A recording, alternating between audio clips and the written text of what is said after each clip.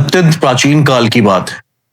एक छोटे से आश्रम में एक युवा शिष्य अपने गुरु के पास आया। उसके चेहरे पे बेचैनी थी।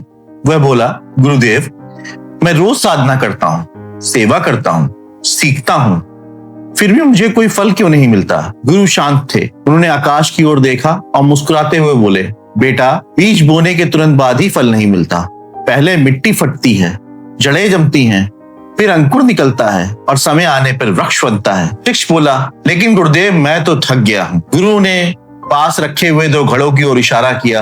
एक घड़े में पानी भरा था, दूसरा खाली था।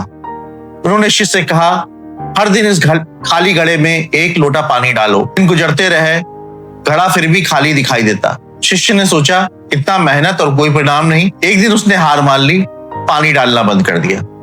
गुरु ने उसे पास बुलाया और बोले, घड़े के अंदर देखो। जब शिष्य ने झांका तो भीतर एक पत्थर पड़ा था, जिस पे धीरे धीरे दरार पड़ चुकी थी। गुरु बोले, जितना पानी तुम डालते रहे वो पत्थर को भीतर से काटता गया। तुम्हें कुछ दिखा नहीं, पर काम चलता रहा। फिर गुरु ने गंभीर स्वर में कहा, यही कर्म का रहस्य है। जब मनुष्य सच्चे भाव से कर्म करता है तो परिणाम आदर्श रूप में बनता रहता है।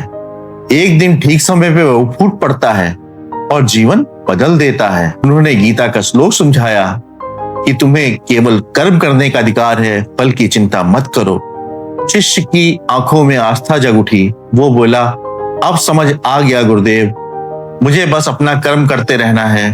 गुरु ने आशीर्वाद दिया, हाँ, स्मरण रखना, कर्म कभी व्यर्थ नहीं जाता। ईमानदार प्रयत्न हमेशा अपना फल देता है, चाहे देर से ही सही। वह युवा शिष्य नए विश्वास साथ अपने मार्ग पर चल पड़ा, क्योंकि अब उसे पता था, फल नहीं, कर्म ही हमारा धर्म है।